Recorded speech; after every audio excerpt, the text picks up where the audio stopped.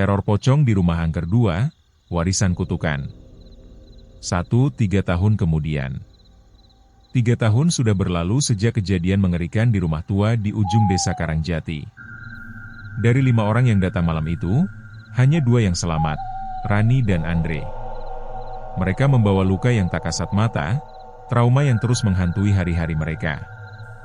Rani pindah ke Bandung, mencoba hidup normal, sementara Andre memilih jalur spiritual dan tinggal di pesantren di Jawa Timur, mencoba menenangkan batinnya.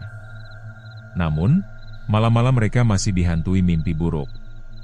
Sosok pocong dengan wajah rusak dan mata menyala masih sering muncul, berbisik dalam bahasa yang tak mereka mengerti. 2 telepon dari masa lalu. Suatu malam, Rani menerima telepon dari nomor tak dikenal.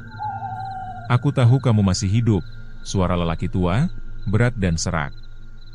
"Tapi pocong itu belum selesai dengan kalian." Rani terdiam. Suaranya membuat bulu kuduknya berdiri. "Siapa ini?" "Namaku Pak Karsa. Aku dukun desa Karangjati. Aku tahu kamu dan Andre. Pocong itu bukan hantu biasa. Dia bagian dari warisan kutukan." Sebelum Rani sempat bertanya lebih lanjut, telepon terputus. Esok paginya, ia menghubungi Andre dan menceritakan semuanya. Dengan suara pelan, Andre hanya menjawab, "Aku juga mendapat mimpi, di mana pocong itu berbicara padaku. Tapi kali ini, dia tidak sendirian." 3. Kembali ke Karangjati. Meski ragu dan penuh ketakutan, Rani dan Andre memutuskan untuk kembali ke desa Karangjati. Mereka merasa harus mengakhiri semuanya. Kutukan itu belum selesai. Saat mereka tiba, suasana desa lebih sunyi dari sebelumnya. Banyak rumah kosong, ladang terbengkalai. Warga yang masih tinggal terlihat pucat dan enggan bicara. Bahkan balai desa kini dipenuhi bekas dupa dan coretan-coretan aneh di dinding. Pak Karsa menyambut mereka di rumahnya yang penuh asap kemenyan dan bau menyan. Pocong itu dulunya adalah anak kembar yang dikorbankan dalam ritual pemujaan leluhur, jelasnya. "Kalian hanya bertemu satu. Tapi yang satunya belum bangkit." Andre menelan ludah. "Jadi masih ada satu lagi?" Pak Karsa mengangguk pelan. "Yang kedua lebih kuat. Dan ia menyimpan dendam." 4 rumah tua yang berubah. Mereka bertiga kembali ke rumah angker. Kini rumah itu tampak lebih buruk dari sebelumnya. Papan-papan kayunya lapuk, halaman dipenuhi tumbuhan liar, dan udara sekitar terasa berat. Langit mendung, meski tak hujan. Namun yang paling aneh, adalah adanya pintu baru di bagian belakang rumah, pintu besi tua yang tak pernah mereka lihat sebelumnya. "Apa ini dulu ada?" tanya Rani. Andre menggeleng.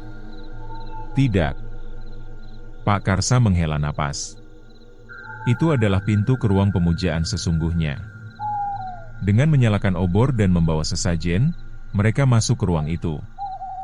Di dalam, mereka menemukan altar besar, tengkorak manusia, dan 2 bungkusan kafan tergantung di sudut ruangan.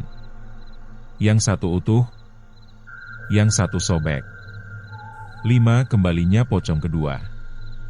Saat mereka mendekat, suara desisan terdengar dari balik lorong. Seret, seret. Tiba-tiba angin kencang meniup masuk, obor padam. Suasana menjadi gelap gulita. Dari sudut ruangan, sosok pocong muncul, lebih tinggi dari yang sebelumnya. Matanya merah menyala, wajahnya tertutup kain kafan berlumur darah. Rani menjerit. Andre mengangkat tangannya, mencoba membaca doa pelindung. Namun pocong itu hanya tertawa. "Kalian pikir bisa mengurung kami? Kami adalah darah yang dikorbankan dan darah akan dibalas dengan darah." Lalu ia menghilang begitu saja, menyisakan aroma bangkai. 6. Dendam dari generasi sebelumnya. Pak Karsa kemudian mengungkap kebenaran pahit.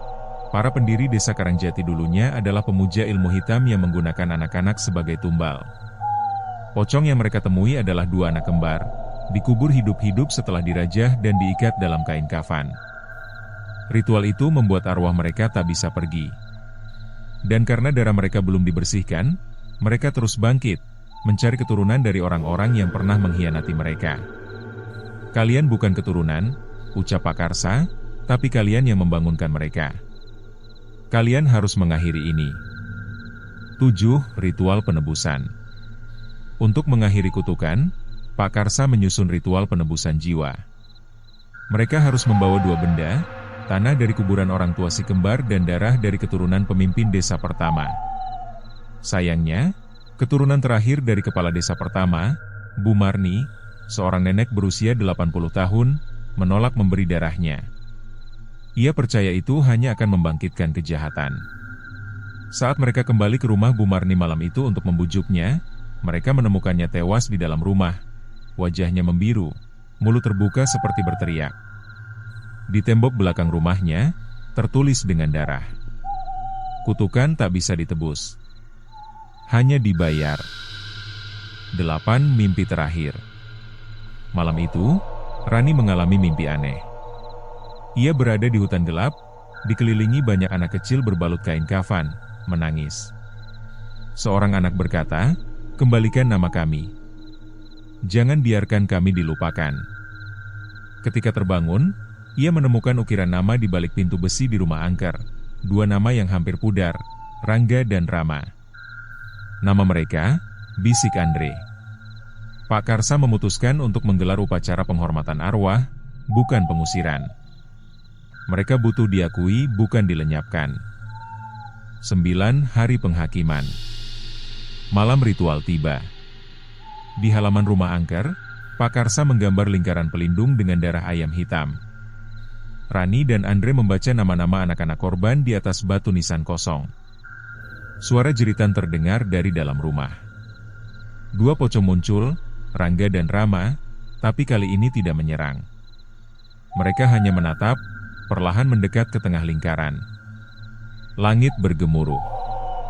Cahaya petir menyambar pohon tua di halaman. Pakarsa memimpin doa dengan suara bergetar. "Jika kalian ingin damai, biarkan kami memberi kalian nama dan rumah di alam sana." Tiba-tiba, tubuh pocong bergetar. Kafan mereka terbuka.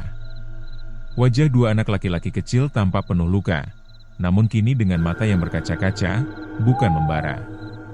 Mereka berbisik pelan, "Terima kasih." Dan dalam sekejap, keduanya menghilang, diiringi angin tenang dan aroma bunga melati.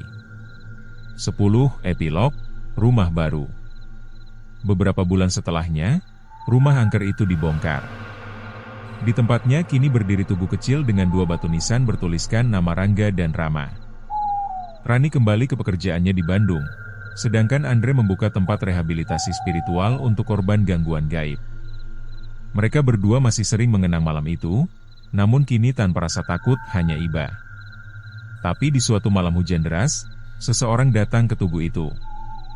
Seorang anak kecil dalam balutan kain lusuh, tersenyum dan berbisik, "Masih ada banyak dari kami."